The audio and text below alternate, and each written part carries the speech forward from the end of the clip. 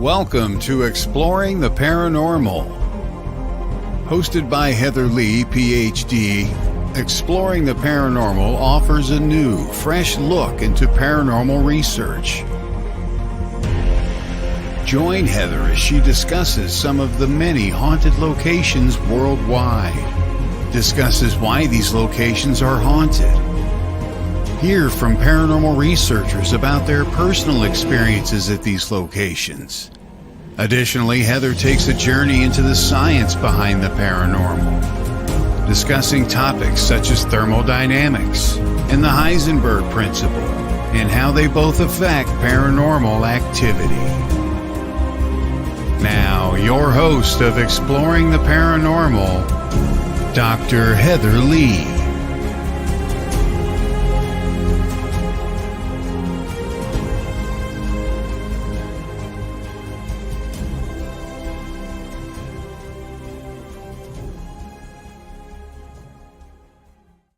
Good morning, everyone, and thank you for joining Exploring the Paranormal today. I am super excited, as I am every Tuesday. Wish I had this energy all week long, but I wake up early on Tuesdays and drink a lot of coffee, so that way I can be here happy and cheerful for you guys. And today is going to be a very interesting podcast. I do have Anubis Paranormal coming on. I'm hoping they're going to be here. So if not, you guys have me for the whole 2 hours. I've done some digging and some additional research the last couple days on the scientific method, because on Sunday, I don't know if you guys saw on my page, I was on a podcast with Brad and Barry Kling, the Kling brothers from Ghost Lab. I'm like completely drawing a blank here. And one thing that we were talking about was the scientific method and different scientific principles to use in the paranormal field, and how the paranormal field could become a true science, even though we're way from that. And those of us in the field that use science actually do truly believe it is a true science. So as always, you guys have me babbling, but feel free to ask any questions you have. I always keep an eye on the comments. You guys know that. Feel free to bring up anything paranormal related. Just say hi. I always tell everyone, let me know where you're watching from. You don't need to tell me exact details, just, the state or even the country. Perfect. Love to know that you're here. And so that's basically my quick introduction for you guys. For those of you who are new watching, or if you're watching the replay, welcome to the show. I basically, even though I love to cover scientific topics, I cover everything from paranormal research to haunted locations to I've had a couple psychics on. And I just love sharing any information related to the paranormal, supernatural, or even just interesting people. So you might even see some non-paranormal investigators on here in the future, not to give away some upcoming guests, but I do have a couple non-paranormal investigators coming on to discuss their life in the paranormal, because their parents have been in it. So they've actually been surrounded by it their entire lives. And I kind of want to talk about how it impacts them. So that'll be a fun one. And for those, like I had said, those of you who are new, again, welcome. But, oh my goodness, I just kind of blanked up. Sorry, guys. Definitely stay tuned. Make sure you subscribe to either our YouTube channel, follow us on Facebook. You can go to my podcast page, which I will share later, and you can subscribe to that, where you can download all the podcasts and a whole bunch of different things. And then a little bit about me, because I know a lot of new people have been coming on lately. I have more than 30 years in the paranormal field, and definitely had a lot of ups and downs, ins and outs. A lot of information. We were just talking before going live about how I have a brain full of knowledge, but I just can't get it out and say what I'm trying to say. But if you have questions, let me know. And if I don't know, I'm not one to say I know it all, but I know a lot. And if I don't know it, I definitely know someone who does know the answer, and I can get that for you. I'm also a lecturer and author. I have 2 books currently out: Haunted Southern Nevada Ghost Towns and Ghosts and Legends of the Vegas Valley. And those are actually doing really well. I do have copies on hand. If anyone is interested in an autographed copy, definitely shoot me a message. It's $21.99 plus shipping, and I'll send it directly to you. Or you can get it at the History Press, Arcadia Publishing. Amazon has it as well. Or if you are in Vegas, Walgreens, Target, Walmart, and a couple different museums, such as the Clark County Museum. The Mob Museum has my Vegas book. They have them on location as well, that you can pick them up directly from there. And I think Barnes & Noble carries it as well. I've had a lot of people send me a lot of photos. Oh, good morning, Courtney. Thank you for joining us. So happy to have you here. And then real quick, I'm looking at a few different things, a couple things that I wanted to make sure I touch on. Don't forget, starting in June, we don't have an exact date yet, but we're thinking early June, maybe even June 1st, because it's a Thursday. But Thursday night, Joe Frankie, those of you who've watched this show have seen Joe on here a couple times. And him and I are actually starting our own podcast called Passport to the Paranormal, where we are going to take you on an adventure through our experiences in the paranormal, as well as experiences of other paranormal researchers. We're going to talk about haunted locations and a whole bunch of different methods on actually conducting an investigation. And I know, because Joe likes to help people, as do I, we are also going to be talking about different methods on how to client care and taking care of clients. We'll be doing that. So make sure you stay tuned and keep an eye out for that. That is going to be a fantastic show. As you guys know, I mean, I love working with Joe. I've been working with him, even though it's been virtually. It cracks me up how technology today, we can just do whatever and work however we want. I love it. We've been working virtually with each other for a couple of years now, and looking definitely forward to continuing to work together. We work well whenever when he's on my show. It's just amazing. I mean, actually, I always joke with him, because once you get Joe talking, he doesn't shut up. So he has, you think I have a wealth of knowledge. He has far more knowledge than I do, especially with, he trained with Ed and Lorraine Warren. So he's the guy to pick his brain for information about everything that you guys want to know. And also let me get the exact date for you guys, so that way you know what's coming up. We have my Ghost Education 101. For those of you who don't know, Ghost Education 101, my co-host and I, we started that in, I'm trying to think. We met at the beginning of COVID virtually. I was in Vegas, he was in Atlanta, and a whole bunch of different people got together. We started doing a podcast presentation and discussion on different things in the paranormal, and just, we kind of broke away, and with a few others, and him and I are the last two standing. So we host, and it started off because during COVID, everybody was jumping online. Everybody was doing lives.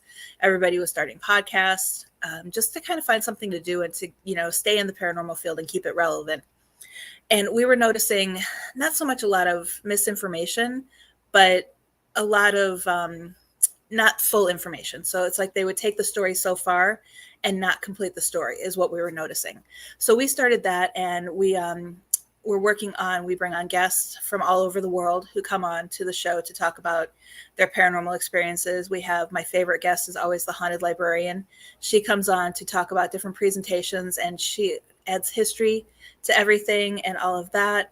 And in addition to the haunted light, I'm trying to think of the guests that we've had. We've had Lloyd Arbach on several times, Brandon Musala.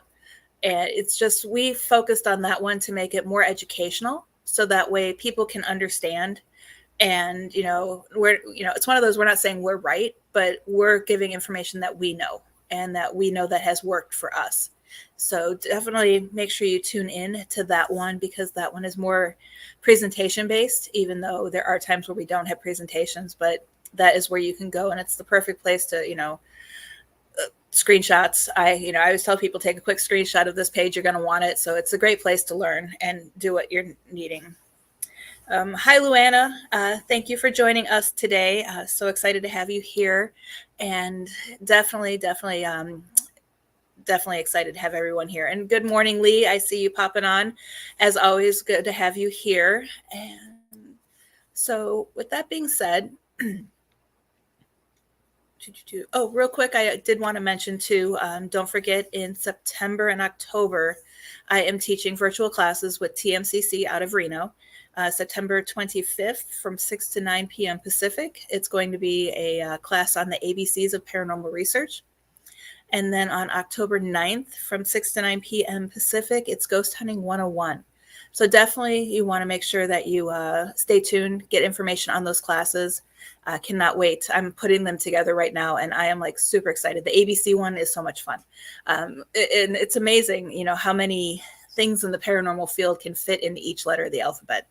It's definitely going to be an interesting course, and a lot of fun. And during the courses, I will be doing, everybody who signs up for the course and attends it the night of the course will be entered to win autographed copy of one of my books, as well as if you can't make the night of the show, it will be recorded, and everyone who signed up and paid for the class will get a link to watch the recording after the class. And even if you attend it, you'll have that, so you can go back to it to review and all of that type of stuff. So we still have a few minutes, and like I said, I know Anson or Christopher posted the other day that he had surgery, and wanted to make sure he was okay. So like I said, he may or may not be on here today. So just feel like sending me any messages you have and letting me know what you guys questions about the paranormal and everything in that aspect.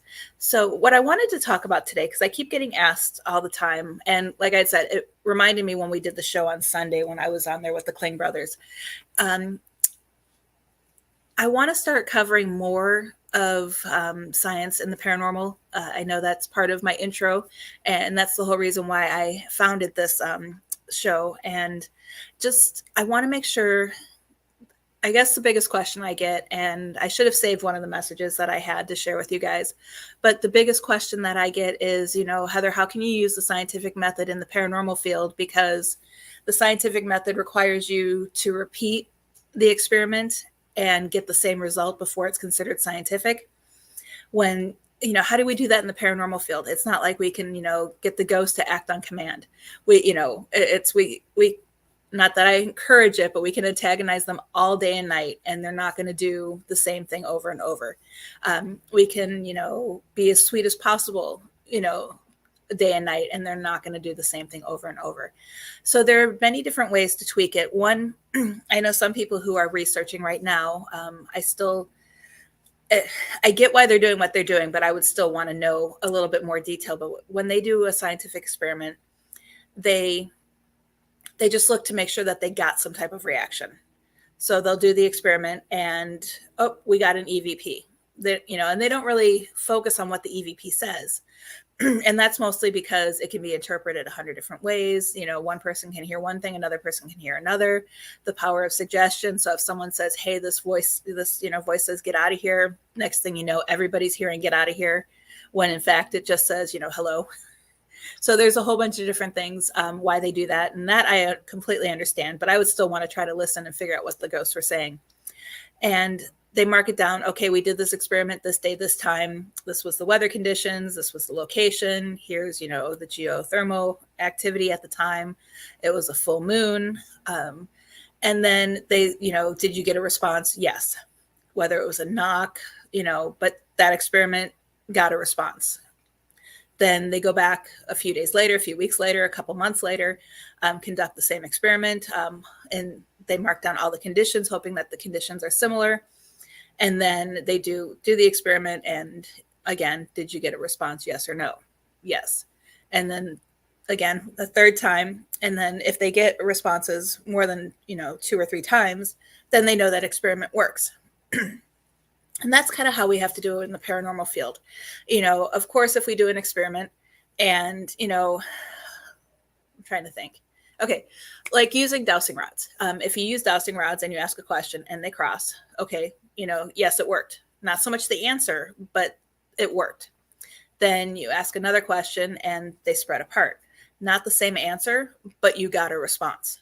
So it's kind of like that. They're just more or less looking for the response and not so much what the EVP says. So, and it could be one of those things where, you do the same experiment, ask the same questions, and you get a response. One time you get a response that says yes. One time you get a response that says no. Another time you might get out of here, or, hello, go away, or, even a name. But that, and that's where people think that you can't use the scientific method because they're all different responses. And it's not so much that they're different responses, it's that you got a response.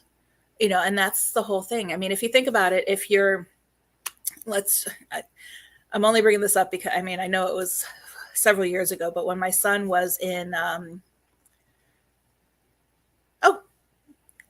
when my son was in school, he was doing a plant experiment. So it was one of those things where, of course, it wasn't so much what kind of plant was growing. It was more or less, okay, we have 2 plants. We watered this one. We didn't water that one. The watering worked. This one didn't. Similar thing with the paranormal field. And just definitely something we can do. And we can definitely, like I said, I'm saying definitely a lot because I'm like completely losing my train of thought here. But we can use the scientific experiment for a whole bunch of different things. And one example I'll talk about, actually, I just got notification that my guests are backstage. But let me talk about one thing real quick before we take a commercial break and I bring them on. One thing I always tell people, if you're new in the paranormal field, this will help you with learning more about how to use the Eddie Plus. But take 30 days and put the Eddie Plus in the same location on your back patio, unless it's raining, but try to find the same place you can put it in the same location where it's safe. Leave it there for an hour and mark down when you do it, the weather, the moon phase, and then chart the readings and, geothermal and, the location, if you can get a GPS location on where it's at, do all of that. And then watch the progress over 30 days. And kind of notate any things that might have changed, like were people outside, and go from there. And I always tell people to look closely at the biggest thing to look closely at is the EMF detection based on the full moon. And just kind of, it gets you in practice of not only documenting everything properly, but also going through and seeing how different things can affect everything that the Eddie Plus documents. So I know that's a little early, but hopefully, Todd, you're back there ready with a commercial break. But when we come back, I will have Chris and Anson from Anubis Paranormal joining us to discuss all of their paranormal experiences and everything. So we'll see you guys in just a few moments.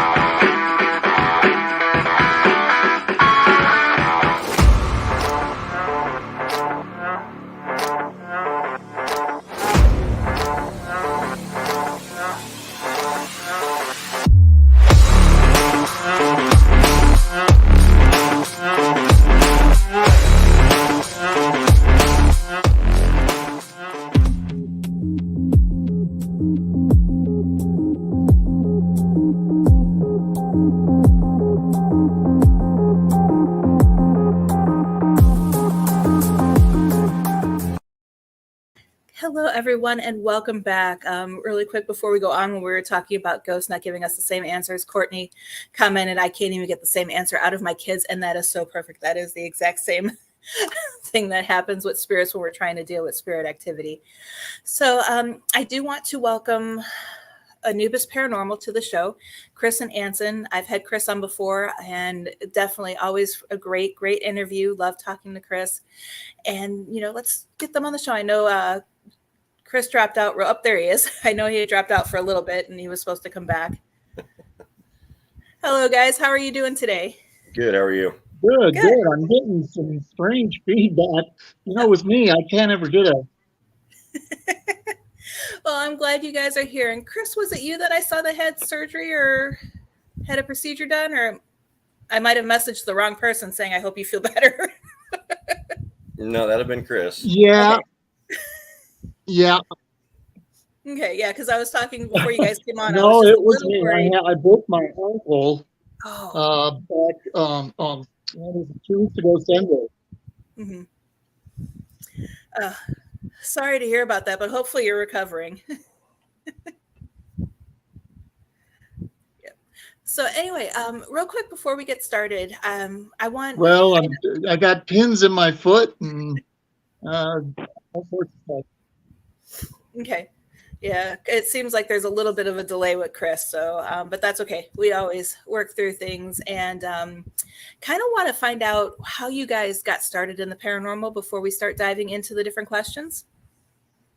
Okay. Well, maybe he'll join us. Can you hear me fine?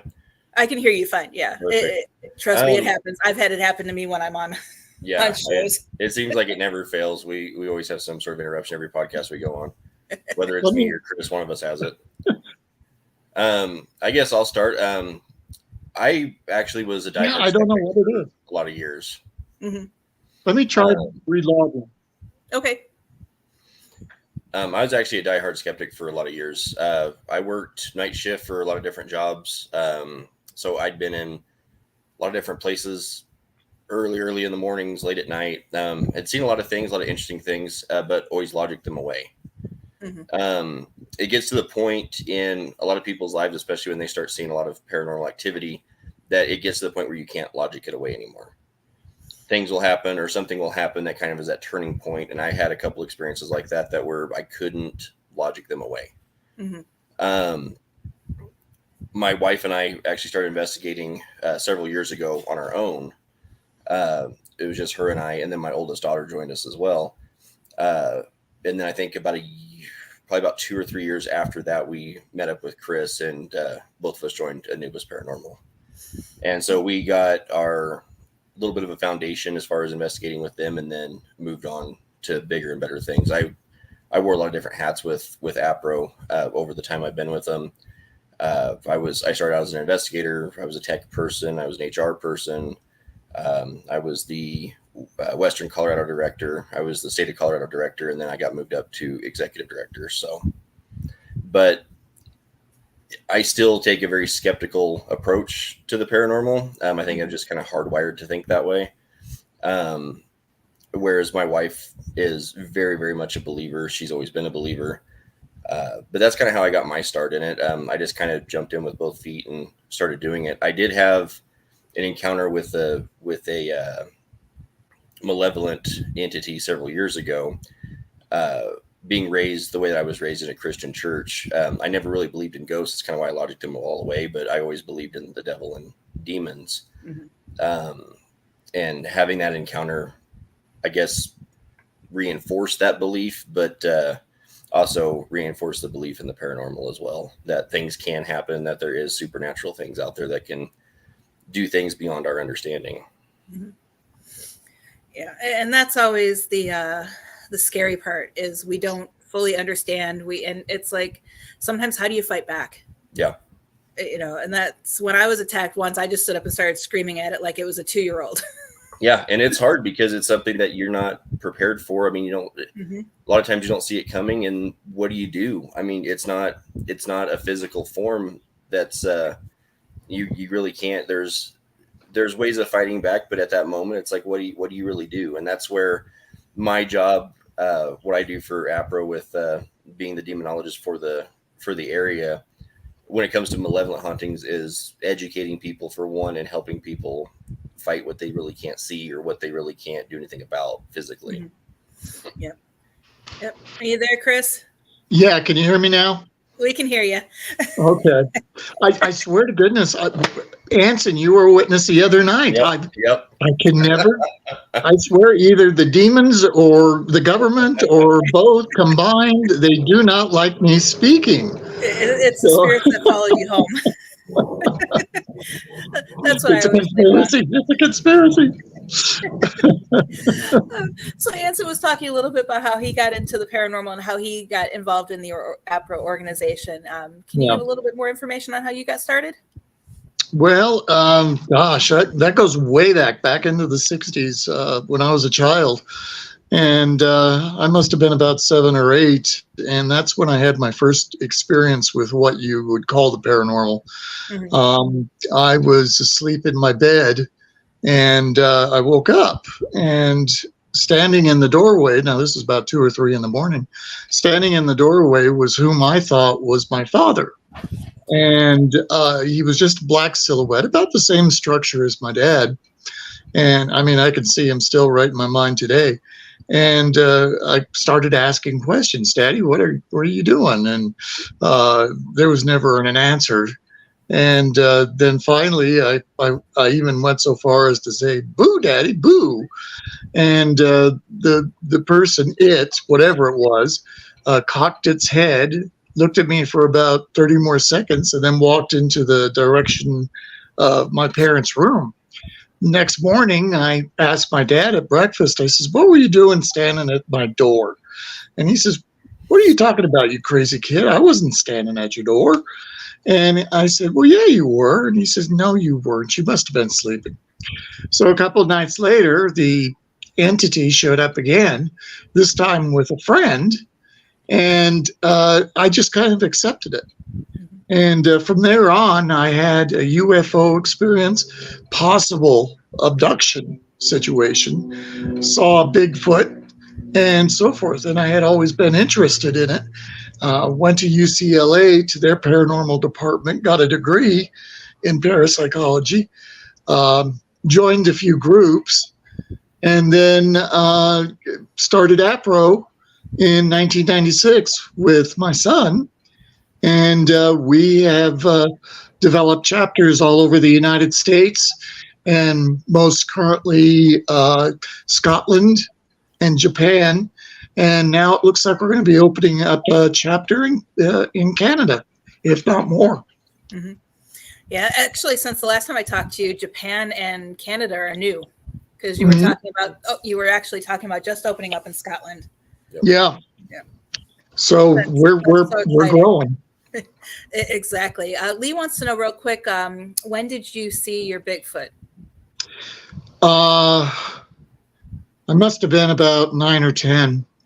We had gone camping up in a little town called Leadville, Colorado. And I got mad about something, I don't know, with my parents. And so I went down by this stream to get away from them and throw rocks and curse with my potty mouth, away from them.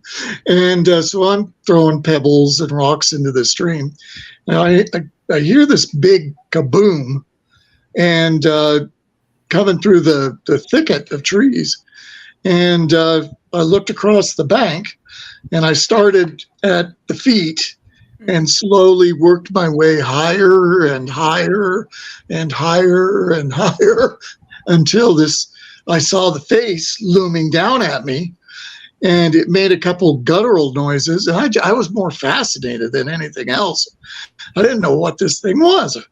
And it just looked at me and then kind of turned around and walked back into the brush. Now, as a park ranger, I've seen it a couple times, and in the backcountry and so forth. So I'm a true believer, but I don't believe it's a common creature. I truly am under the belief that it's an interdimensional creature. Okay. Cool. And I know it was funny. It's when you were talking the last time, you had mentioned that you ran into Peter Haviland on the Queen Mary, and I didn't even put two and two together. I was really good friends with Pete until he passed, and I dedicated my last book to him. And it was was such an interesting connection when I put two and two together. I'm like, we're talking about the same person. Yeah. Yeah, he was a very dear man. Yes, not everything he would say I agreed with, but that made for good debate. Yeah. And he was a great mentor. Yes, he was. Yeah, he took me under his wing, and he was on Ghost Education 101 with us quite a bit. He was one of our educators that helped us get that off the ground. Yeah. Yeah, some of the greats, I'll tell you. I'm sure he's haunting the Queen Mary with the rest of them. I'm sure he is. Yeah. Well, actually, a couple of times when I was on board, I could feel his presence very strongly. He loved that ship. Yeah. Yeah, he talked about it every time we had him on the podcast. He was always talking about it. So, and one question after I had you on last time that a lot of people want to know more about is you guys do a kids program. Yep. Yes. Okay. Can you share some more information on that and maybe how you guys decided to do that? Because I know a lot of people, my son was in the paranormal at 16 only because I was, but a lot of people say that they really shouldn't be involved. Yeah. Anson, you want? Hey, APRO, you want to take this one? So the APRO Kids was actually kind of a brainchild of Chris, and it just so happens that I have a whole mess of kids that run around my house all the time. My daughter, like I said, got started with me. She was 9 or 10 when she got involved in the paranormal with me. Now she's the leader, the unofficial leader of the APRO kids. Most of the kids we have there we start out with my kids. We do have liaisons throughout different parts of the country that come in with paranormal news. But we started out just doing videos of them just watching paranormal footage and getting a kid's perspective on, is it real? Is it not? Is it plausible this is going on? What is it? Just different ideas, different theories that a lot of investigators talk about, but in a kid's perspective. Mm-hmm. And the last one that we're working on right now is a investigation that they did. They led the investigation on their own. I was there, obviously, running the camera and making sure things were going okay. But it was in a cemetery that we have right outside of our town that we use. APRO, we've used it for several times as a training area because we've gotten a lot of activity out of there. It seems like there's never a time that we've ever gone out there that we haven't gotten something. And the evidence that we get out there is pretty benign for the most part. So it's a good training area for them to go out and kind of learn those investigative skills in as controlled setting as we can get. Mm-hmm. As far as an area that we've investigated a lot, we know the spirits out there, we know what works and what doesn't, and being able to have a semi-controlled environment for them to train in. But the APRO Kids is just, it's a fun series. And basically it's just about educating children, and it's just getting that child's perspective on the paranormal and taking that fear factor away from the paranormal. Because as kids, I know my kids for a long time were scared of the paranormal, and it's turning that fear into curiosity and making it to where it's not scary, but instead of being scared of it, let's figure out why it's happening. So, and that's kind of where the brainchild came from. Okay. Yeah. And it's funny. My son, he didn't believe in the paranormal. He was my skeptic. Mm-hmm. And until he had his first experience, of course, I always tease him because it happened in a bathroom. And it's always like, why are bathrooms haunted? Right. But now he's more curious. He has more questions than he ever had before. So it's kind of interesting how it's nice to talk to him about it. You know, I mean, and he's 19 now, so it's. Well, most kids are fascinated by the paranormal to some degree as it is. Mm-hmm. They watch the ghost stories, of course. What is it? Goosebumps, and read those shows. So they're inquisitive.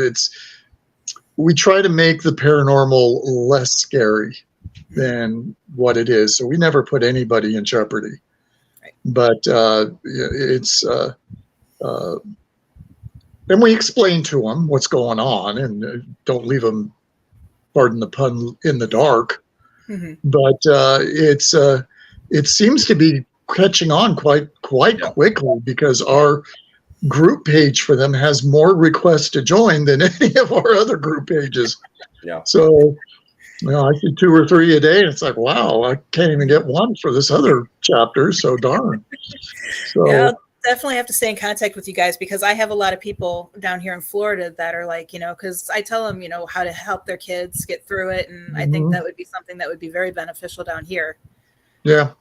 Well, again, when you think about parents being traumatized, children, just because they don't understand what the paranormal is, and maybe what the activity they're going through is very benign, but their understanding isn't. Right. But there's a lot of nasty critters out there in the ether that like to take advantage of children. Mm-hmm. So those are the priorities that we always try to set for. Well, I think the big thing with that is that paranormal is so mainstream all of a sudden. It's been mainstream for so many years now that there's a lot of, if kids have an interest in the paranormal, it's all over the place. It's on the internet, it's on television, it's in books, it's everywhere that you can find it. But there's a lot of really, really bad practices out there. Mm-hmm. As far as investigative practices, as far as what to use, how to use it, and one way or another, it's my takeaway on it is to teach to teach kids the correct way. Yeah. If they want to get into the field, if they want to take that curiosity to another level, then they need to learn the correct way of doing it, the safe way of doing it, and not just going out and doing it the way that they feel is best or how they saw somebody on TV do it. Right. And that's always the best way to do it, is to teach them in an environment where they can learn the correct way of doing it. Mm-hmm. Yep. Something else I've noticed too is the fact that with especially girls, and no offense, but they become infatuated with the hosts of these TV shows. And it's this celebrity mentality that they think, well, maybe if I get into it, I can meet so-and-so or be on so-and-so's TV show. Right. So you got to kind of worm those individuals out and say, it's not about celebrity. It's not about TV shows. It's very serious science. Yep. Yeah. And I tell people, because I get that asked all the time, how we got a documentary and how we did X, Y, and Z. And I'm like, I just do my podcast. I have a blog, and we share information and help other people. I'm like, if you're going to be a celebrity, they're going to find you. Just do you, and they'll come to you if they want you. Yep. Yeah, exactly. Forcing the issue is not going to make it happen.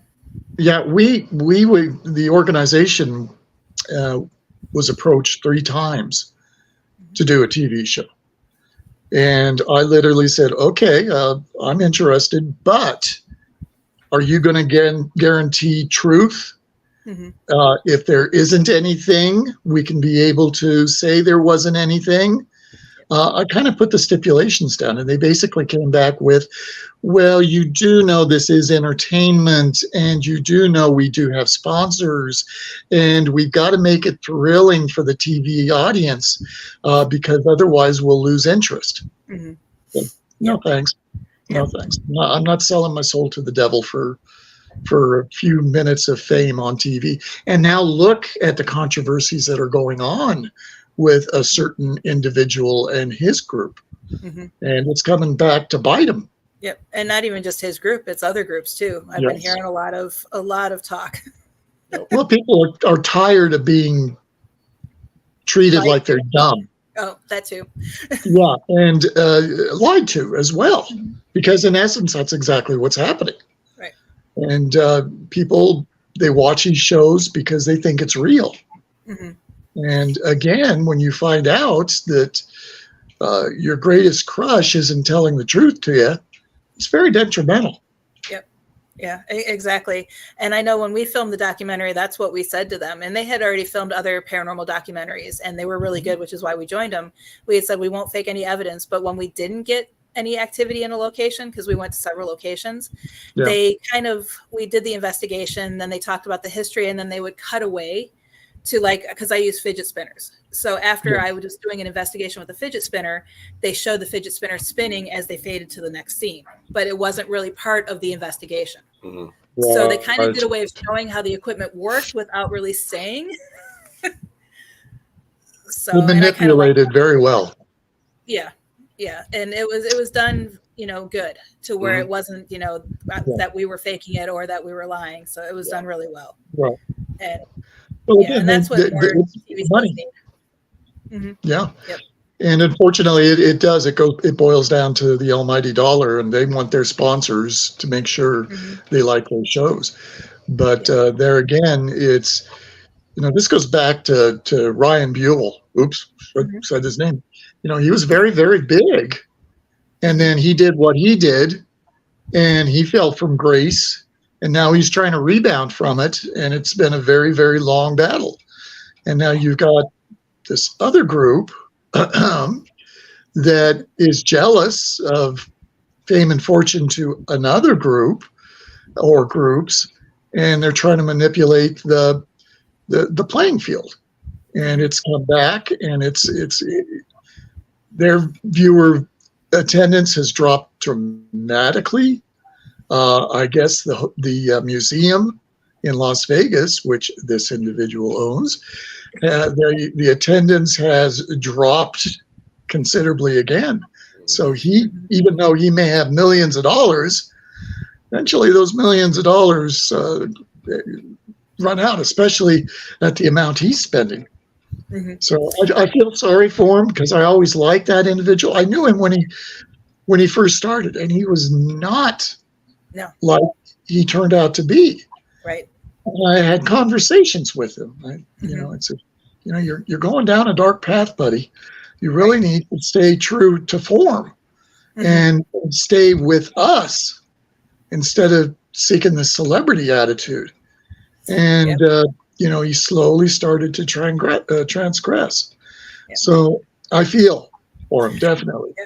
Yeah, and it's funny too because before all the drama happened, they had called me because they wanted to interview me about my book regarding a place they were, investigating. So we did a video chat that's supposed to be aired later this fall when they start their new season.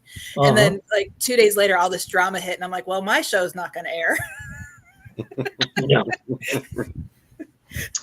Yeah, it's too bad too because there again. You really believe these people, and unfortunately, it just slaps you right down in the face. Yep. Yeah, and I always tell people off camera, he's a great guy. Yeah. He just does it for on camera for the show, but that's not always the best thing either. No, because it's bullying, and it's shown as bullying. Yep. And in today's day and time, nobody likes a bully. Mm-hmm. And those are a lot of the comments that I get when I post something about it. Mm-hmm. Yep. So, I mean, talking about that, I know I try not to be involved in it, but I always get sucked into it somehow. But have you guys had to deal with paranormal drama with your team or? Oh, yes. Yes. Para-unity is a wonderful concept, but a lot of people don't practice it. The one thing that APRO really does stand for is integrity. And we do what we say we're going to do, and we don't put out anything that we don't wholeheartedly believe in. And that comes from a very personal level. It comes from my personal moral compass. That comes from Chris's moral compass. And, we're going to do what we say we're going to do. And we're going to only put out evidence that we know is paranormal because we've exhausted all other options. And there's a lot of people that don't like that. And there's a lot of local paranormal groups, that have taken things pretty personal at times. We've extended all the branches out to all the groups, and it just happens. And it's one of those things that, you just have to keep moving forward and keep advancing. But there's plenty of drama in the paranormal, especially for when you have a group that has a high level of integrity and you have, a few number of groups out there that the integrity system isn't, or the integrity level isn't as high. Mm-hmm. But, we try to play as best we can with everybody, and we try to educate as much as we can. And, that was one thing that Chris and I talked about on a previous podcast. With APRO, you don't have to be a part of APRO in order to fly under that particular flag, so to speak. We will take in other groups, and if they just want to be an affiliate of us, and that hurt a lot of people's feelings too. Well, it's just the way we do things. We try to do the best we can by people, and at the end of the day, we're here for the science. We're here to help the living and the dead. Mm-hmm. So, I mean, that's what we're here for. And if that ruffles people's feathers, it ruffles people's feathers. Yeah. Well, and a lot of it has to do with jealousy. We don't really try and say, "Hey, look at APRO. Isn't it the greatest thing?" No, they come to us. Just like with this Canada situation, I've had 2 individuals so far come to us and say, "Hey, I'd love to start a chapter. We've heard great things about you." Mm-hmm. And it's because, just like Anson says, we have integrity. We have values that are set into place. And for most, and I'm not saying everyone, but for most, the hobbyist, shall we say, is in it, well, let's go out Saturday night to a place and have some fun and investigate. Mm-hmm. That's not science. Well, that's a joyride. We've lost a lot of local investigations due to people doing that. Mm-hmm. We have an area out here that Chris and I have been trying to get into for a very long time that has a lot of history behind it. And getting in touch with the people that own it, we can't get into it. It's not the fact that they don't like us or don't like our organization. It's the fact that it was either last year or the year before during Halloween, they had somebody actually physically break into the building and were charging people haunted tours in a building that they broke into. They weren't even legally allowed to be in there. Yeah. And those type of situations were in it for everybody. Mm-hmm. And now having an actual team come in that is going to do it the correct way and is trying to go through the correct measures to get in there, it's kind of closed off to all investigators now because of that one group that wanted to do things incorrectly. Yeah, that was our when I lived in Vegas before moving back to Florida, that was our biggest challenge because of the individual we were talking about earlier. Kind of closed the door for a lot of places in Vegas. Mm-hmm. No, really? It was either that or my favorite one is, you can come for $5,000 for 4 hours because we've had that. We've had that before. We've had people. We've had places. Well, we'd love for you to come out, but it's going to be X amount of hundreds or thousands of dollars to come out here for a night. Well, you realize we're a nonprofit, right? We don't charge anybody to do this, so we're completely free. So we'll have to pass on that one for right now. Yeah. No, I like working with the venues that realize the value in it, and you don't. And it's the problem is, yeah. Well, the biggest problem too. You look at some of these larger locations; they realize the money they can make, and so it's become a 3-ring circus. Most, not most, but there is a few groups out there that's their whole sole purpose, is to sell tours.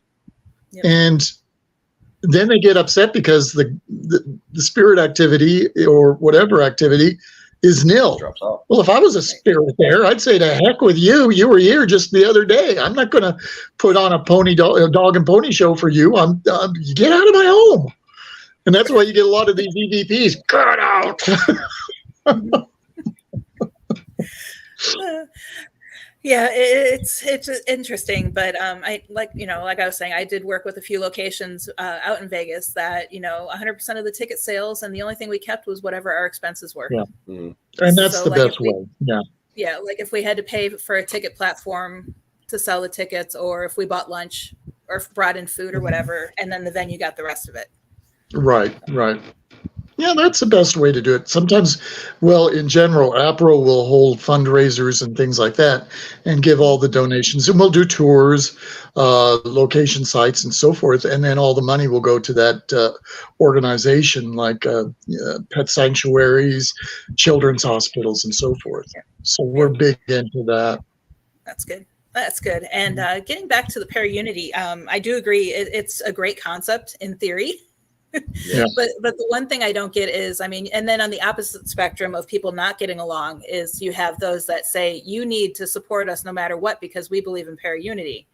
I'm not going to support a group or an organization that I don't know. Yeah. Right. So just because you say you're a paranormal investigator doesn't mean you have my support. Yeah. Well, and there again, it's kind of like the phrasing of ghost hunter versus paranormal investigator. We're not ghost hunters because we don't, go out like Elmer Fudd looking for a ghost. We're into it for the science. And so, but there are a lot of people out there. Again, usually it's the mainstream word is hobbyist that'll call themselves ghost hunters. And of course, Ghostbusters, great show. Anson's a big fan. His children are big fans, but it kind of gives that mentality. And when you look at it like Peter Bickman as the scientist is our kind of version, people say, well, where's the fun in this? And you go, well, the fun is in doing the science. Yeah. And trying to prove or disprove that something's going on. And of course, we cover the 3 facets of paranormal activity, be it hauntings, be it UFO encounters, be it cryptids. Those are our 3 primary investigative sites. And not many do that. Mm-hmm. Well, we've had trainings. I can't remember that last big training that we did when we were training some new investigators out at the cemetery.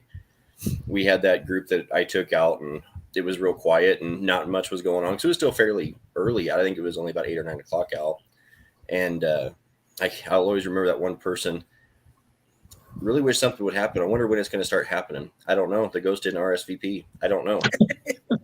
This is ghost hunting. This is paranormal investigation 101 right here. Is a lot of times you spend a lot of time talking to nothing, right, and hoping for a response. And that's the way it is. It's not always thrills and running around and having things happen and things moving. That's not the way it works.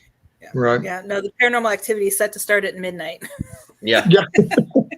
Yep, exactly. We have a couple more hours and then the ghost will come out. That's when they say they're ready. Go have a cookie. But it's true. Most of the time when I was very active in field investigation, you can sit in a room for hours and not have anything happen. Yep. Or you can be sitting in that room for just a few minutes and all heck breaks loose. Yep. So again, it just depends on the site, the location, and the timing. Mm-hmm. I just recently put out a kind of a cartoon figure of a ghost going, ooh, and I said, why do ghosts try to scare people? And I put under the caption, because they can.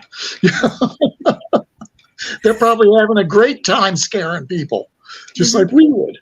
I know I would. Yeah. I just imagine sometimes them all getting together after they scared the holy bejeebies out of everybody, and they get together and start laughing as a group, saying, we did it. Yeah, boy, did you see the face on that one when we scared them out of them? And that's because of the human aspect of what we look at as spirit. I actually had a case where that was the situation, where the spirit was having a blast scaring this young woman.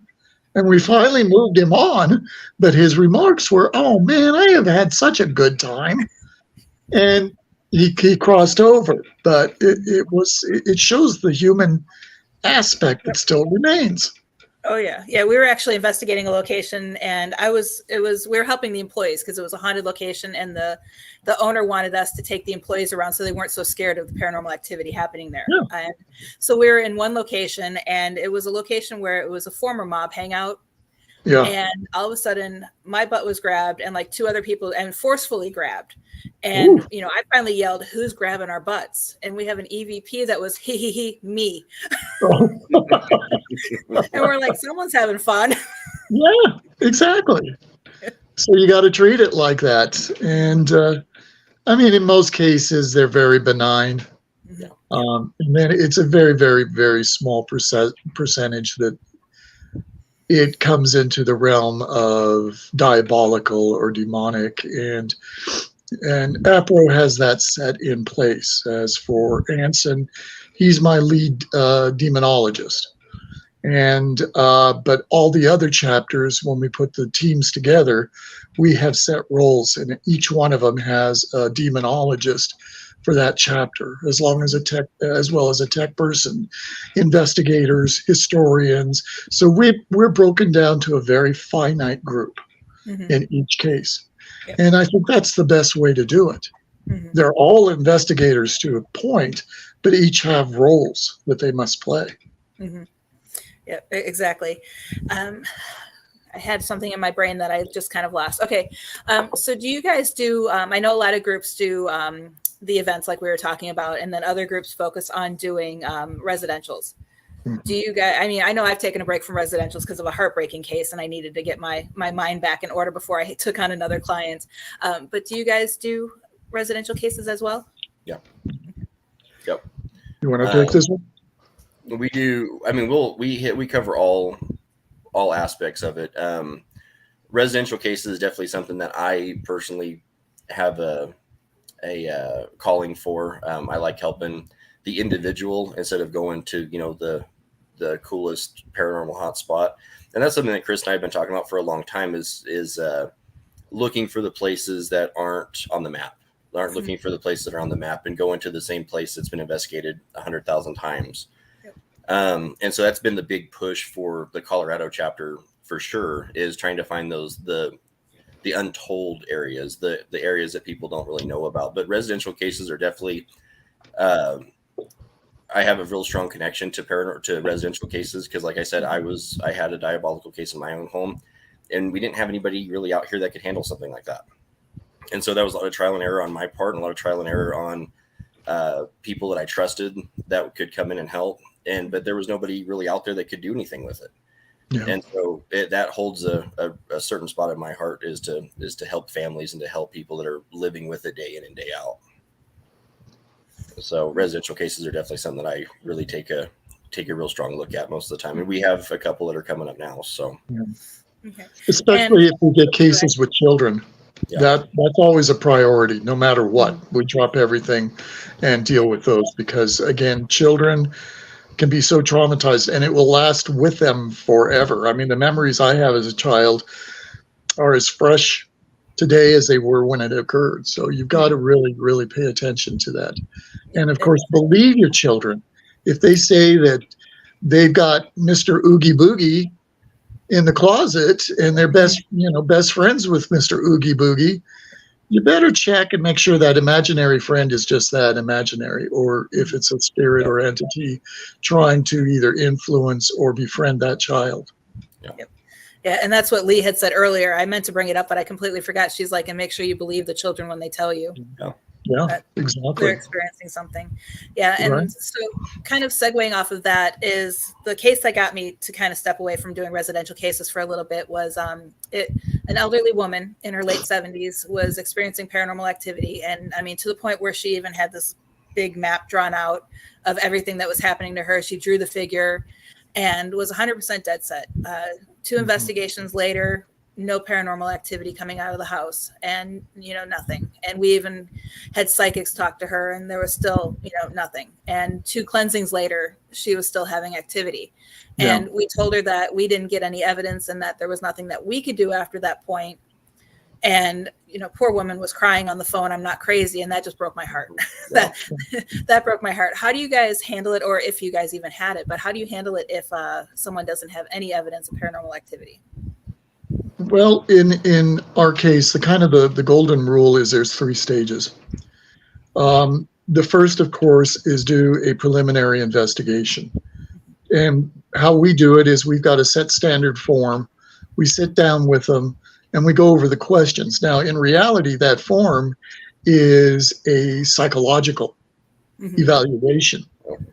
And, several of the questions are asked just in a different manner, but to see the consistency. Now, the rule of thumb, too, is believe every person you encounter until you can verify that it isn't what it is. Because these individuals are traumatized and they don't understand what is happening to them, why it's happening to them, and so on. And so we go in very sympathetic. We go in very understanding. We do a preliminary base study on what's going on. And if required, we'll do a full investigation. But we never leave them hanging. And we don't say, okay, we checked everything. We're out the door now. Hope everything goes well. No, we do rechecks. We'll go back. And a lot of times this occurs, especially in a very diabolical investigation. They'll lay low. They want you to believe that this person is nuts and not to believe her so that you leave or him or whoever. And but if we start to think that something's happening, then we'll go to the religious element. And where our pay grade isn't that high. So we have religious individuals from all faiths that we can contact and have them come in, do blessings and so on. And then we'll just keep monitoring. Yeah, and with her, that's what I did is I kept monitoring it. I checked in with her every 2 weeks, told her I was there if she ever needed me to call me, if the activity came back. And we chatted for a couple months, and then all of a sudden she stopped responding. Yeah. So unfortunately, I don't know what happened. We've had that happen a few times where we've had people come in dire straits, saying something was going on, and then we talk to them for a long time, and then they fall off. And it's, I don't know if they start to kind of just accept it or what goes on in their mind to stop. But I wholeheartedly agree with Chris on what he explained is, we always try to keep in contact with everybody, even if it's something that we spent a long time on and can't find evidence to support their claims. We're still going to keep in contact with them because, like you said, there's something going on that's creating that fear.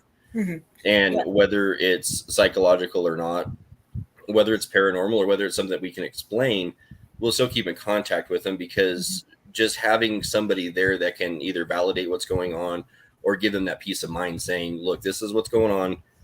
We understand, but this is what we're finding. And being able to give them that validation to say, look, you're not crazy. There is something, but it's not paranormal, or it may be paranormal. We just need to find more. Yeah. And it's tough because their pain is real. Yes, it is. Even though we can't see it, what they're going through is real. And that was the hardest part, was knowing she was hurting and that there was not much we could do outside of be there for her. Right. And that's the hardest thing. Well, whenever you look into the faces of individuals that are suffering from something like this, it draws you in. You want to be a help. You want to be that shoulder to cry on, because it has upset their lives in a manner that, again, will probably follow them for the rest of their lives. And they'll never be the same. And that's the real true dark side of the paranormal. It may be benign, but you're walking in a whole complete reality that's different from our own. And we're so used to walking down this white line that divides the normal from the paranormal that we put blinders on to some of the situations. And it's always like, well, where did I put my keys? And you tear up the house, and then you go back and look at the original spot, and there's the keys. Yeah. Well, I must have just imagined it. I must have just looked and didn't even realize. You try to rationalize this stuff. Yeah. Well, it comes to a point that you can't rationalize it after a while. You have to admit that there's something going on. I mean, we all have it. Every single person, every single day, has something that they really can't put their finger on, or why it happened. But again, we just brush it off. Right, exactly. And then Courtney has a quick question. She says, what's the best way to cleanse yourself after you move out the haunted residence? Man, that's with what I do for APRO, I tend to lean more on the religious aspect of things. I tend to fall more on the Catholic side of how to cleanse yourself or how to bless yourself. If I'm moving into a different house, I like to have a priest come out and bless the home before we even set foot in living in it, before we start moving stuff in, is bless the home. Yeah. Coming out of it, I'm also a big fan of sage. I'm a big fan of Palo Santo wood. I'm a big fan of the biggest thing that you got to look at as far as cleansing yourself is, what do you have faith in? What is your faith? Because your faith is going to be the strongest thing. So if you believe in white sage is going to cleanse you, go with that. If you believe having a priest come over and bless you and bless your home, go with that. Because ultimately your faith is what's going to matter in that situation. And it's not going to be necessarily a recipe for this is specifically how you need to do it, and this is going to work every time, because things that are tried and true sometimes don't work. Right. So it's what your faith or what you believe is going to work is going to be the strongest, because that's going to hold more it's going to be more personal to you at that point. And in most cases, when we get blessed oil, blessed salt, I use all of it. I have all of it in my home. I keep all of it ready all the time. Right. And before we do an investigation, I always have the team members call upon whatever deity they believe in, say a silent prayer to that deity. And then I have holy water that I sprinkle on each of them before and after an investigation. And again, you know, the forceful, you stay here. You do not follow us. You are not welcome. You must stay. You take charge of the situation. And that is key and paramount. Now, there's other ways. A lot of people that I know of will take holy water, take a bath, put the holy water, just a few drops into the reservoir of the water, and lay in that and cleanse themselves for about 30 minutes. And then afterwards, you know, they just focus on cleansing, and that helps. So again, you can use varied methods, whatever is the strongest with your belief system. Yep. Yeah, I know what I use is marjoram, thyme, and mixtured with what's the third? I have the recipe somewhere, but I always have a big jar of it next to my tub, and it's also with Epsom salt, and that's what I bathe in, and that helps a lot. And then Leigh also brought up, she says she's now a fan of cascarilla, and that's what I use when I cleanse the homes to help, you know, in that aspect. And a lot of people like that. So, and again, it goes back to their different beliefs. Exactly. Well, if you had say, for instance, a Native American family, very, very deeply in their traditional elements, and you say, "Oh yeah, we can help. We can bring in a religious person," and you bring in a Buddhist monk, it's not going to work. Yeah. Right. You need to bring in a Native American shaman that they have strong ties with. And that bonded belief system is what can drive a dark element out. Yeah. We actually had that on a case. The rest of the team went in, and it started because the daughter was believing in, witchcraft and pagan, and she was, dabbling in it. And that's what kind of started the activity, because she didn't know what she was doing. But the rest of the team was Catholic or Christian, I think, and they just didn't know how to do it. And so they brought me in the next time, and we got, a lot of activity. We got actual answers. We cleansed the house, and the activity slowed down. Well, and that's something that Chris had mentioned it before, is we do have religious elements that do help us out. But we also have people that we can use as consultants that are more well-versed than I'll ever be in paganism, witchcraft. Because you need people like that. You need people to get on certain levels that can understand what you would take me months, if not years, to understand. I do read about the, part of being demonologist. I do research a lot of demon lore. I research a lot of, occult practices, witchcraft, Satanism, even, the religious side of it. But, there's things that are going to come up that I don't have a clue on what it is. And so you have to have that person that truly understands what's going on. Yep. Yeah. And that's one thing that I always explain is, even if it's, research as much as you can, because you don't want to dedicate too much time, because you need to take care of other things too. But we used to investigate a location that was built on top of an old Mormon fort. So I did a deep dive and fell down that rabbit hole, and I watched every documentary on the FLDS, read everything I could on it. And every time we would investigate, I was able to come up with questions that got answers. Sure.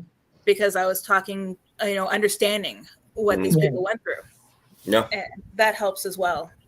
Well, again, it's that connection. It brings you, sometimes it's good and sometimes it's bad, but it's a connection where you're not going in blindsided. You have that aspect in order to determine, again, that the scratching on the wall isn't a rat behind the wall. It's something else. And you can even connect with some of the spirit before you even encounter them. And ask the questions to determine if that is the spirit indeed that is at that location.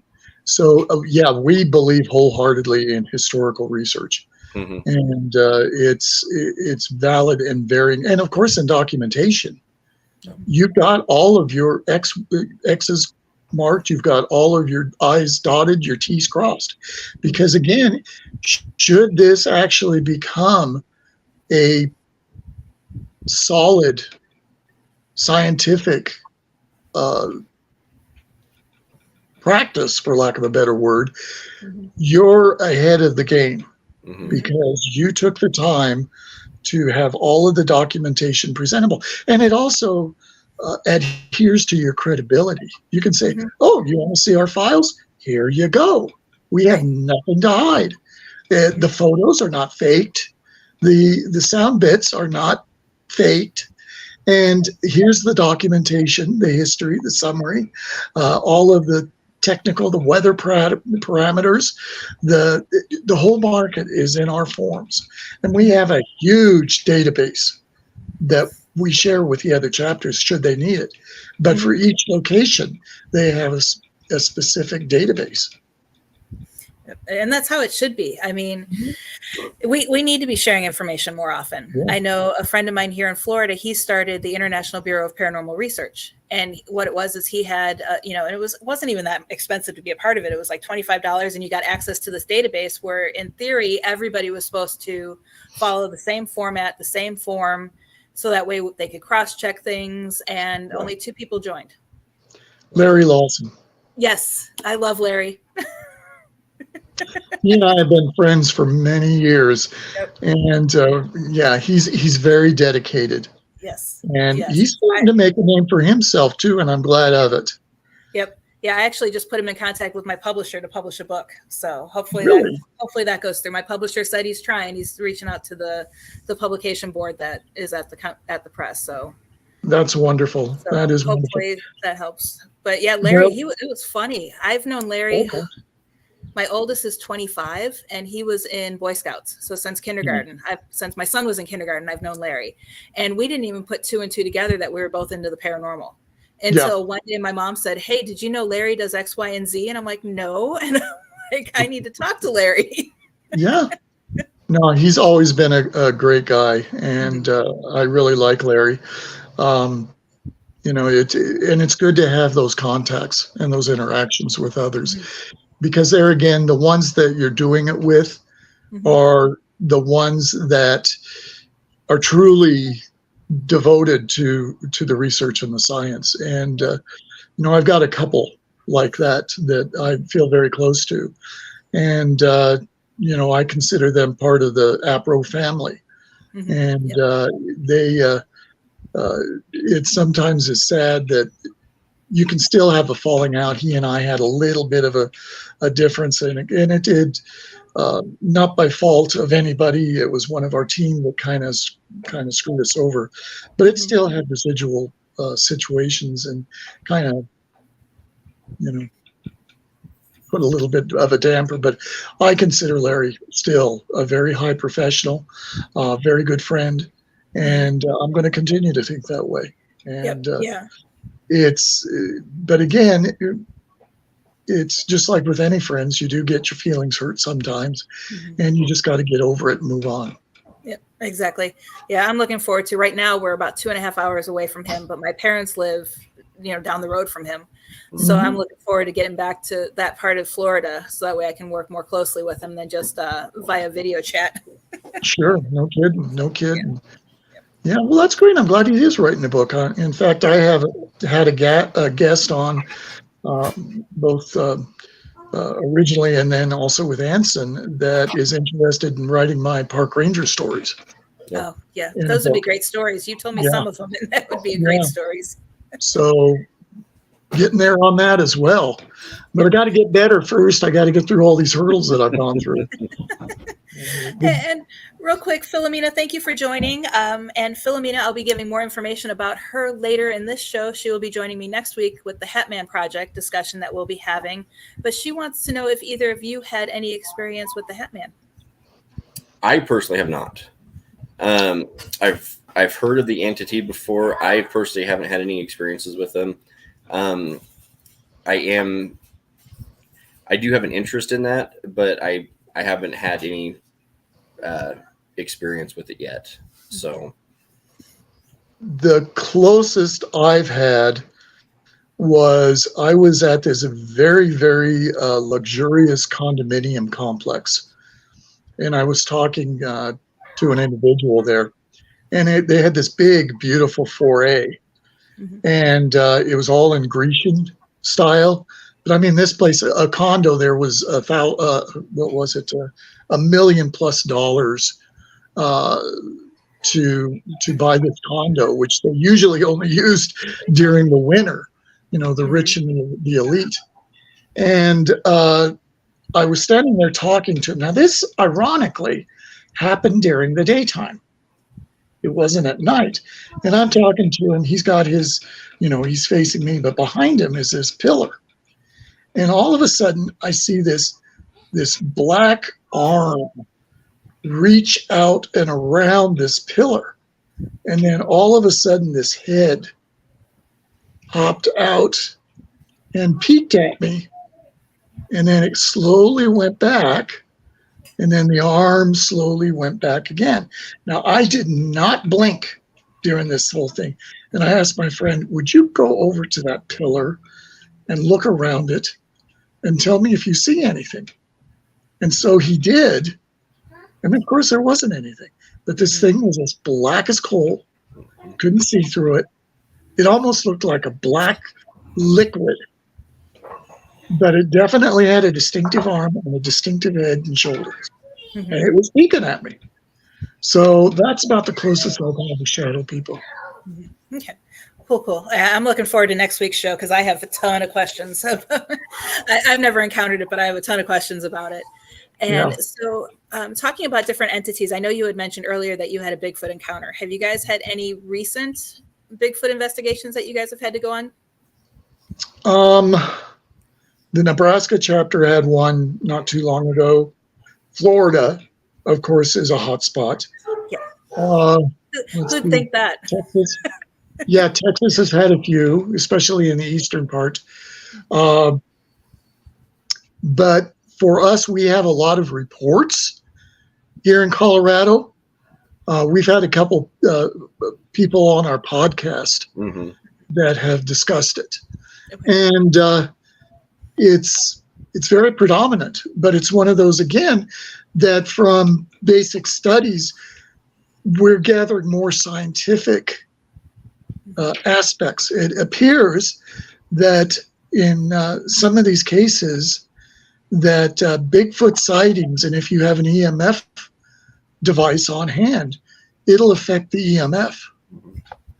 And that's a big question as to why is that occurring. Right. So there again, is it dimensional? Is the creature able to cloak itself?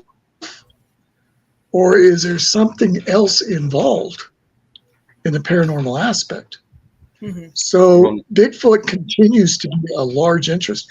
But now that we have our operations in Scotland, our director and his team are going to be from Aberdeenshire, Scotland, which is very close to Loch Ness as well. And in fact, just recently, there was a couple of Bigfoot sightings at Loch Ness. So it's not just in the U.S., it's predominantly starting to be seen across the world. Yeah, definitely would love to get to Loch Ness. Oh, yes. That would be one. I mean, you get everything there. Ghost, Bigfoot, the Loch Ness Monster. You get everything there. Yep. Yeah. Oh, it's a hot spot, an absolute hot spot, and we're thrilled to be there. Yeah. And then another place we'd love to get started is in York, England, because that whole community is a hotbed. And so we're working on that as well, possibly Transylvania, aka Romania. And, so it's we're getting into some of the areas that a lot of places don't go. And that's the joy of it, because we're able to kind of pick and choose our sightings. And of course, your traditionalism is going to be completely different than, say, that of Japan or the US or Scotland and so on. There may be similarities, but the whole demographics is going to be completely different. Yeah, exactly. And because even like in Vegas, we had a couple locations that we had to sign NDAs on, because they didn't want the public to know that they were haunted, because Japanese culture is they don't go into a building if it's believed to be haunted. Yeah. Yes. And they didn't want to we're having problems with. Yeah. I was the Argentine chapter is probably the hardest one. Yeah. Yeah. And then if you guys we got a great director there. Yeah. I was going to say, for Bigfoot sightings, you guys need to get to the Florida Everglades. That's where most of them that I've heard. Well, I worked down in the Florida Everglades. Okay. As a ranger. And I've got a lot of stories about that location. And it's my belief that, they always talk about the Bermuda Triangle. Yep. I believe the Bermuda Triangle goes in a lot farther than happens in the Everglades as a part of that. Yeah. And, because I've had situations of sighting cryptids. I've had UFO sightings there. And a very, very, very strong possibility of myself entering an alternative dimension. And that, to this day, still makes me wonder what happened. And just a brief synopsis, I was on the back trails, and I was in radio contact. And of course, you have boardwalks everywhere. And so I was checking, I was looking for, the park was getting ready to close up. And so you got to go into the back areas and shoo everybody out of the park. And I went down this one path, and there was a canopy of different plants and vines and so on. And so I didn't remember ever seeing it before, but I didn't think much of it. And so as I walked through the canopy, I started getting like this electrical tingling all over me. And I walked out onto the other side, and I stopped because everything looked different. The sky looked different. It was a more paler blue, almost like a crystal blue. The sun was more intense. The water was absolutely clear. And if you go to the Everglades, it's always kind of a brackish color. Yep. Mm-hmm. But this was almost crystal clear. And there were plants there that I could not identify with. Now, there were some that I, of course, could. But I got on the radio, and it was complete dead silence. And I kept trying, and I kept trying. And I walked down this boardwalk a little while, and something told me, don't go farther. And so I turned around, and I went back. And as I went through the canopy, I got that feeling again. And as soon as I exited, my radio came back on. And I called in and I says, hey guys, I'm on my way back. I said, I'm not sure if I just had a stroke, heat stroke, or what, but I just had a very strange experience. Mm-hmm. And I went back and I sat there and I was just kind of dumbfounded by what had just happened. And I tried to find that canopy again, and I never could. It's so, probably a movie. Yeah, the Everglades, it does. It has its moments. Yeah. Okay. And Philomena wants to know, have you noticed an uptick in paranormal activity that your group studies since 1995? Since the discovery of the top quark, she said that they've noticed in their Hetman research an uptick in sightings since then. Absolutely. Mm-hmm. There was an uptick in residential hauntings or claims of residential hauntings since 2020. And a lot of that has been associated with people being home due to COVID. Right. But there was a massive uptick even just a couple of years ago in residential hauntings. Just strictly people are home more and start to realize things that they didn't realize about their home because they have a normal job and are gone the vast majority of the time. Having said that, there's actually an uptick of diabolical incidents nowadays. So much so that the last several years, and Chris can speak more on this than probably I can, but so much so that the Vatican has actually opened up training in exorcisms to the general layman instead of now priests. Mm-hmm. So there's been a massive uptick in, I would say, the vast majority of anything paranormal, cryptid sightings included, UFO sightings, but especially paranormal. And I don't know if that's more because we're more aware. I think there's a lot of reasoning behind that. I think now we're, as of several years ago, well, she said 1995, you think about now, we're probably the most surveyed that as we've ever been, with everybody having, low cost security cameras on your phone, cameras on street corners, cameras on anything that you can think of. You have surveillance on stuff that we normally didn't have surveillance on 24 hours a day. And so the uptake of paranormal, it's being caught a lot more. So I think people are necessarily more, I think there's probably an uptick, but I think at the same time, people are more aware of it now too, because of the constant surveillance that we live in. Well, and people are also very fascinated by it. Look at the movies now. You've got the Pope's Exorcist. You had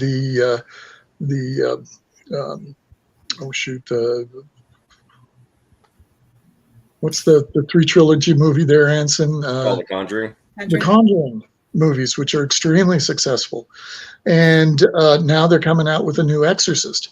So you look 100 years ago in the early 1900s, what was the big thing? Was spiritualism. Mm-hmm. And it seems to be on a cycle. It's occurring again, except this time we're more technically advanced than we were 100 years ago. And unfortunately, it glamorizes the paranormal. And so you get these influential kids or the ones that can be influenced by what they're seeing and think, oh, wow, this is cool. I really want to try this. Let's get a Ouija board and see if we can conjure a ghost or a demon. They do not see that they are opening Pandora's box. Yep. And in a lot of cases, when you, even on YouTube videos, they'll explain, okay, let's get the Ouija board out. And then all of a sudden the problems just skyrocket. And it's like, you fools, do your homework. If you don't believe it, fine. Now, technically and logically, that Ouija board is nothing but a board with a piece of plastic. But it's not the board or the planchette. It's the intention of focus, mental focus, spiritual focus into that board that opens that gateway. And if you're not trained on how to do that, that little door turns into a gaping cave, and God knows what can come out of it. Anything that's trying to find release. And it's dangerous regardless. And even with technology like what we're doing now, electronics are becoming a gateway to these entities. I mean, right now we're talking about them. Right. And in the ether, who's to say that they're not listening, especially people like us and you, Heather, who have been doing it, and it's a part of our lives. Yep. And we always, in every one of our videos, we put in a disclaimer, because it does seem that, for instance, like Anson was saying, during the COVID, people were watching what? They were watching the paranormal shows. And then all of a sudden, the activity in their homes jumped. Right. Well, it's because they're focusing again on what's going on in the TV. And we all know that spirit can manipulate electronics. So you've got to know the risks. And if you don't, you should not be in this field. Right. Yeah, I always tell people that a Ouija board is no different than an EVP session. Exactly. Yep. Exactly. No, I've said that. I think I said that on one of our podcasts that we were on, is you take like a spirit box. A spirit box is no different than a Ouija board. Right. It's just a more technologically advanced Ouija board at that point. Yep. But you're still opening a doorway. Paranormal investigation, in a sense, you're still opening that doorway because you're showing vulnerability. You're showing openness to spirits. And so you have to learn to guard yourself to the paranormal as much as you want to have the experience, as much as you want to make that communication or that connection with them. You still have to be able to have those safeguards in place.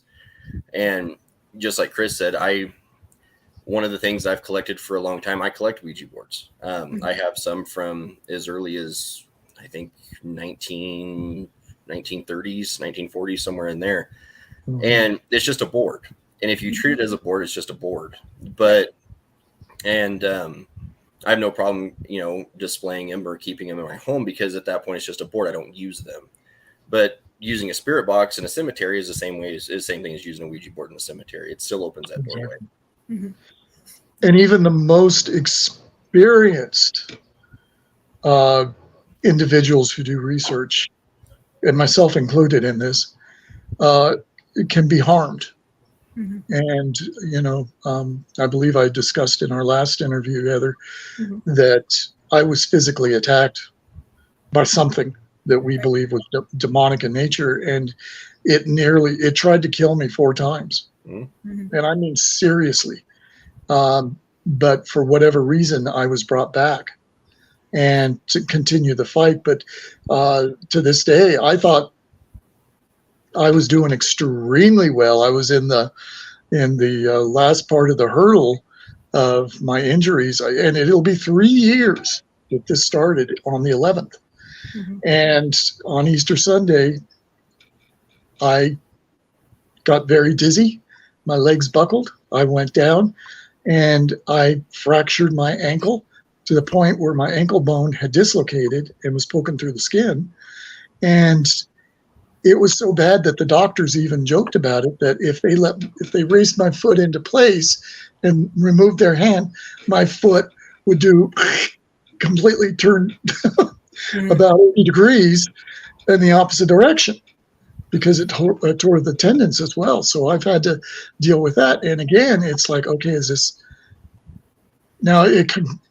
I'm not saying it was diabolical in nature, but with all the other things that I've gone through, it makes you wonder if it's not still somehow trying to affect me. Because I did the biggest no-no was I tried to bless the location and get it taken care of, and I was the leader of the team. Yep. And even Anson was affected by it too. All of our team members were affected in some ways. So even though you know what to look for, sometimes it'll slip through. Yep. They're sneaky that way. Yes, they are.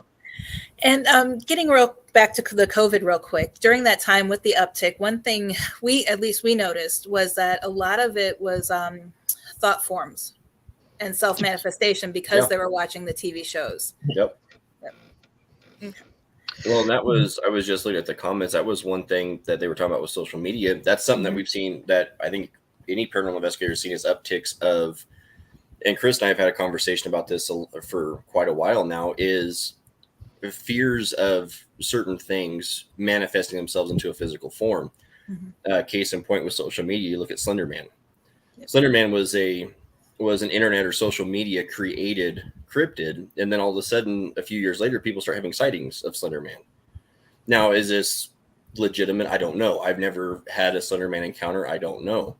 But is the fear or what we're seeing or what we're believing in manifesting itself into a physical form? Right. But I honestly believe with what you're saying. I do agree with that. And I do, that's why, everything that we've ever posted as far as videos and such things is we do put warnings on them saying, there has been pretty good theories and there's been pretty good evidence to suggest that watching paranormal activity or watching it or experiencing on, via video can have an effect in your personal life. You can have paranormal activity in your home by watching paranormal activity on TV. Yeah, and I know the Philip experiment in Canada is a popular one where they talked about Philip, who never existed, and then all of a sudden they started interacting with an entity claiming to be Philip. Yep. That's one that I still try to dive into that a little bit more and get more information on that one because that's an interesting case. And again, it's taken the line taken from a famous movie. It knows what scares you. Yeah. And of course it's going to feed, especially if it's like a non-human entity, in order to feed on the fear factor, which is one of the strongest emotional energies. And that's the whole purpose, is to make it stronger. Well, and that's something that you see with a lot of diabolical huntings is you see a diabolical entity come in, a non-human spirit come in and give itself a very benign name, Sam, Philip, Sally, whatever you can think of, give itself a very benign name to either drop your guard or to instill that sense of trust with that entity, because it's like, well, this is such and such. This is a human spirit. It's not going to come out and give out its true name or its true intentions. It's going to give out that name, and like that particular experiment, that very well could be what it is, or it could be, like Chris said, it could be something that's feeding off that fear. Right. But there's been a lot of documented cases of demonic activity that gives itself a very benign persona in order to gain a foothold in the home or with the family or with a particular person. And one of the ways of doing that is giving itself a very benign, very simple name in order to drop that guard down. Right. Yep, exactly. Philomena wants to know, have you ever considered that the hitchhike? Put my glasses on. Consider that the hitchhiker experience they speak about on Skinwalker Ranch could be similar to what you're describing in attacks. Skinwalker has always fascinated me personally. What goes on there is, I hate to say it, a paranormal Disneyland. You've got so much going on in one location, and it just really makes you wonder why that one location is such a hotbed. But ironically, there are other locations in the world. They're not as famous but they do have similarities. Mhm. Every now and then I'll hear of another one popping up. There's one that's been kind of kept quiet lately down in the Ozarks, and they're calling it a something triangle down there, but it seems to be following the same kind of encounters. Mhm. Who's to say that there's not pathways or doorways everywhere we think of, especially some of the ancient people's sites like Egypt, Mexico, because they seem to follow a pattern, geometrically speaking. And who's to say that there is not some force that these sites are putting out and connecting with each other that we just happen to live amongst? So Skinwalker Ranch, I mean, it goes back to the Native Americans when they would not go near that place. They knew it was taboo. They knew not to go there for their own safety. And to this day, they won't speak of it. It's forbidden. Yep. But here we come in, the scientists and everything, trying to speculate what we're encountering. But whatever it is smarter than what we are. And it thwarts every time they try to get some evidence. And now again, is it a TV show and is it hyping it, or are they being true to form, which I hope, because it is extremely fascinating. Yeah, exactly. And I know when we researched the Nevada Triangle, a lot of similarities to Skinwalker Ranch as well. You know, we had the UFOs with Area 51 over there, and all the paranormal activity happening in Goldfield. Yes. It's amazing how these little triangles pop up all over the world. Yes. Yeah. And again, with our electronics and so forth, that's what we're finally realizing, that there is for lack of a better word, a controlled base of activity in these locations. Yep. And again, the future, God only knows what we're going to be discovering. But like I said, 100 years ago, basically all they had was table tilting and some powder to see if they could track footprints and, seances. So now we have machines that are doing it. And it's opening a whole new field. Yeah, and I was actually on a podcast this weekend being interviewed, and one question that they had asked me that I thought was interesting that I never even thought of is with AI happening nowadays. What are your thoughts on AI sending signals out into the world and creating more entities or giving demonic entities access to millions of people? It's definitely a good avenue. There's been a lot of things that have come out. I was listening to a radio show recently with an exorcist that was on it. Not a real well-known exorcist, but he was talking about a situation that happened with I can't remember if it was an Echo Dot or one of those type of systems. And talking about AI, even just stuff in your home like this, where it started coming out with some really, really dark responses to things. Talking about that it wasn't born of humans. It wasn't. It never walked on this earth as a human. And it just the things that it was saying, it was like, man, that's getting into some really dark territory really, really quick. I think it definitely opens up. Like we talked about with doorways, it definitely opens up that doorway. The scary thing is it opens up that doorway 24 hours a day, especially if it's able to interact with humans on such an easy basis, where, even just a couple of years ago, in order to interact with spirits, you had to physically go to a place where you had spirit activity and then be able to conduct an investigation, where now you have things in your home that you can have spirit communication or activity just on a whim. And they can manipulate electronics. I mean, we've had my wife and I, who's another director for APRO, we've had that happen after an investigation where we've had an entity try to call my phone. I was in a store and I left my my Bluetooth connected on my phone, and she got 3 or 4 phone calls on my phone, and she tried to answer one of them, and it was just white noise coming through the phone. and it hung up, and then it called back, and then she answered again. It was white noise. It hung up. It called back again. And so she came into the store that I was in and said, "Let me see your phone." And she looked at my phone. I didn't have any phone calls. Mm-hmm. And so I truly believe that was something from where we were just at, trying to communicate via telephone.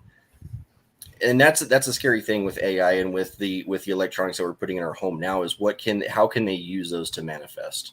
Mm-hmm. So I believe that it does make our lives easier, but at the same time, I do feel like that it does open that doorway and keeps that doorway open a little bit longer, especially when they find that point of entry. Mm-hmm. Yep. It's strange that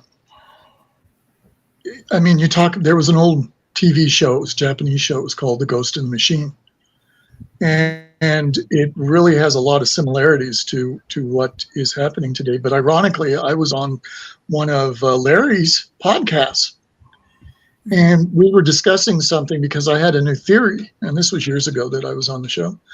And the theory was, I called it the connection between the Antichrist and modern technology. And I am Catholic by faith, but I'm open to many other religious elements and spiritualism. And but I had started doing some research just out of the blue. I didn't even really think about why I was doing it, but I was kind of drawn to it. And I started researching. And in ancient Hebrew, the numbers 666, which is the mark of the devil, allegedly, in ancient Hebrew is WWW, as in World Wide Web. Mm-hmm.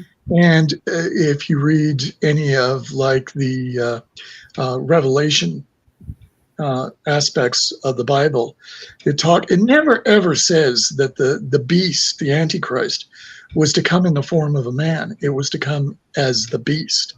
Mm-hmm. And the story goes that people will be marked with by the beast. Mm-hmm. You would at the form of the head, somewhere in the head area, and that you would not be able to buy products with money anymore, and so on. And you look at today's technology. When we use our technology, like our cell phones, what's the first thing we do? We put the phone to our ears, right next to our head. Mm-hmm. We don't purchase things with traditional money. Right. We purchase it through electronics, whether it be ATMs, whether it be just the card, whether it be through the cell phones. Mm-hmm. So that part has come to pass. You get these evil connections that are happening today, the riots, these TikToks, all of this negative things that are hurting people. Mm-hmm. From where? Technology and the telephone. Mm-hmm. All it takes is one person. Let's go downtown Chicago and tear the place up. You've got thousands of people that show up to do what? To destroy. Right. So I often wonder if this is not the pathway of the final days. Mm-hmm. Now, to me, it's up to God and whatever power to determine our fate. But if you believe in the Bible and you believe in some of the stories of the Dark One, and believe me, there's a lot of people out there that say, "Oh, I believe in God, but I don't believe in the devil." Oh, he is very, very real. Mm-hmm. And just like Anson and I will say, the devil's best trick is making you believe he's not real. Yep. And so it makes you wonder where we're going and how we get there. We're being led by technology now. Mm-hmm. We depend on technology. So I hate to say it, if you watch the Terminator movies, they may not be too far off. Mm-hmm. Yep. Yeah. There was a show called Revolution on several years ago, and it's when technology was all gone. And I found it very interesting. It didn't last long, but it was a very interesting show on how they survived once all the technology was gone. Yeah. Well, that was something that you and I talked about recently was, that was always the old adage of the devil is, you know, the best trick he ever played on humans was to make them believe he doesn't exist. Nowadays, you look at it, he's mainstream. Mhm. You know, you have the Exorcist movies coming out, the Conjuring movies, all these demonic shows and broadcasts and movies that are coming out, books, anything that you can think of that is very, very demonic, very dark in a lot of ways. He's mainstream. And not only is he mainstream, he's accepted. Yes. And that is that shows a real dismal future if that continues on or progresses, strictly because now he doesn't have to hide anymore. He's mainstream and he's accepted by the vast majority of people because people aren't necessarily not afraid of him, but they understand it a lot more. And the scary thing is with a lot of these movies that are coming out is that there's a lot of small details in a lot of these movies that are very accurate to a lot of ancient writings or a lot of ancient manifest or practices, that it almost becomes a little too real at that point in time. It almost becomes where they're making it almost a little too real. Whereas, you know, back in the 80s when Ghostbusters came out, it was all a fictional realm that they lived in. Now the movies that you see now are a little too real, and there's a little too much messaging in there that is too factual to be taken real lightly. So it's when he becomes that mainstream, that's a pretty dismal future for us if that continues on. Mm-hmm. Well, you look at ironically the Pope's demonologist, or The Pope's what is the movie called? Oh yes, thank you. Still need more coffee this morning. But the Pope's Exorcist has been doing very well at the theaters. Yeah. Mm-hmm. But it's being released on streaming service today. Mm-hmm. So not only has it been popular in the theaters, right, it's gonna be available to everybody now. Yeah. And even though it deals with the positives of it, it's showing the dark side. Mm-hmm. And I was reading, I think it was Illinois in the news yesterday, that there was a school district that had been sued by the ACLU and all the superpowers to allow satanic study in the high schools without parents' permission. Mm-hmm. And they won. The school district said no, but they took them to court and they won. Mm-hmm. So now we're going to have studies. The old saying was go to Bible study. Well, and that was accepted. Now we go to Satan study, which is not going to be accepted. Right. We'll even look at our local neck of the woods. A couple years ago, our city hall meeting, they had a Satanist group that basically came out and said, if this is freedom of religion, then we should, all prayers should be accepted before a city council meeting. They actually had a Satanist come up and perform a satanic prayer before a city council meeting because, it is a quote unquote religion. And so you start seeing that now where it's more publicized, it's more mainstream. And that's the scary thing, is that the acceptance of Satan is out there. People accept it, people understand it, but they don't understand the doorways that they're opening up with it. There's a lot of social media groups out there. There was a social media group I looked at several months ago that they had people in comments asking, how do I conjure such and such demon? How do I conjure this particular demon? What do I need to use to do this? What do I need to use to do that? It's like, you don't understand what you're doing. And even diehard true Satanists understand that they don't control that entity. Right. No. They find that entity, they don't control that entity. And that's why they have a firm, healthy dose of fear for the things that they're conjuring. But people who don't understand that don't understand what they're trying to bring forward. And it's a scary time for a lot of that. And, I think the Catholic Church, like we talked about, they see that coming because now they're allowing laymen who aren't Catholic priests to learn the science of exorcism. And that tells you right there that it's becoming more of a hot topic. And the last time I looked at it, it's a 6-day course. You have to go to the Vatican for it, but it's a 6-day course. It's Monday through Saturday, and you can learn and be trained as an exorcist. Yep. Yeah, I usually don't watch the. Oh, go ahead. Well, I was going to say both Anson and I would love to go take care of that. And I'd love to go if to that. anybody wants to donate to the cause, you contact Heather and she'll forward that to us. Set up a GoFundMe for you. I can put that in my title. But yeah, I don't normally watch horror movies. In fact, I've only watched one Conjuring movie, but The Pope's Exorcist is one that I'm curious to see how well they do.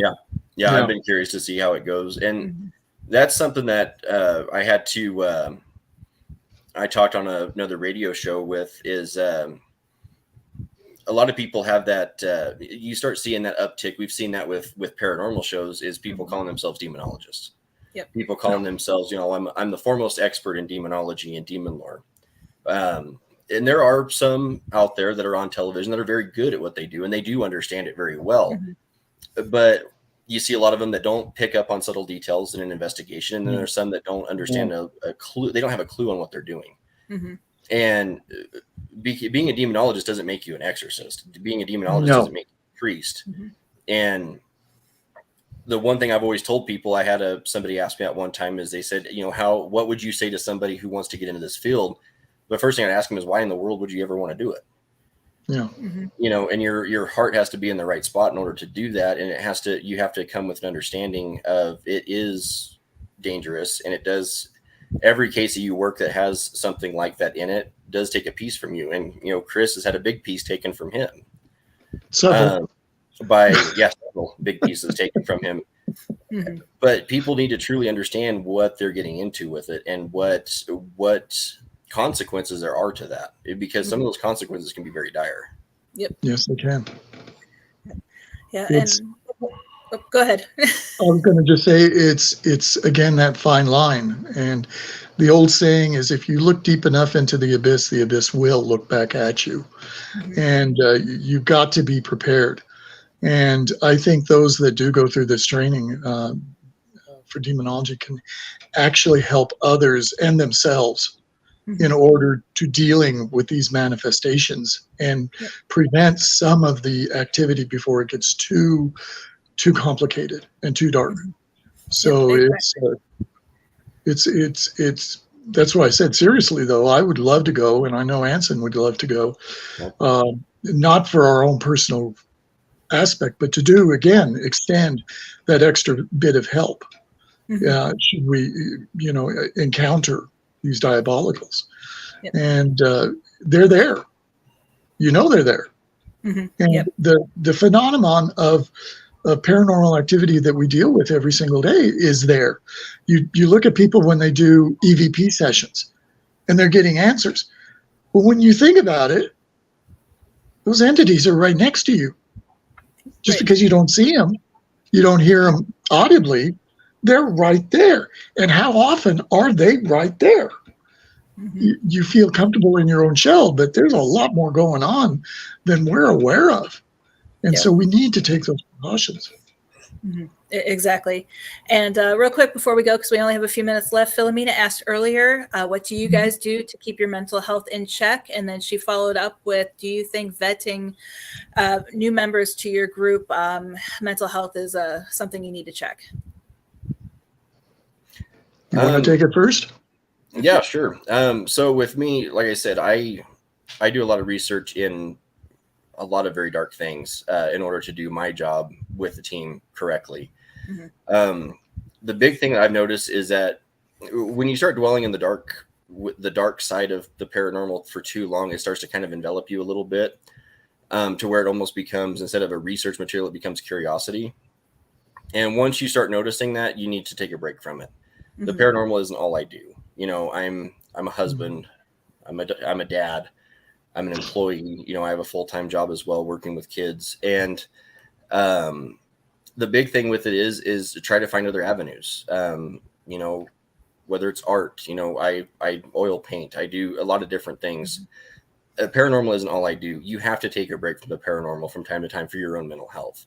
And is it something that we're passionate about? Absolutely. But you have to take a break from it. You have to have a life outside of the paranormal. It can't be it can't be who you are. You have to have a break from it. You have to be somebody else at times in order to save your mental health. as far as the screening and stuff goes, we screen all of our members, and strictly because of the reason that we do that is the paranormal does attract all walks of life, and all walks of life can be beneficial to the paranormal. But there are people out there that get into it for the incorrect reasons, or they get into it for their own personal reasons.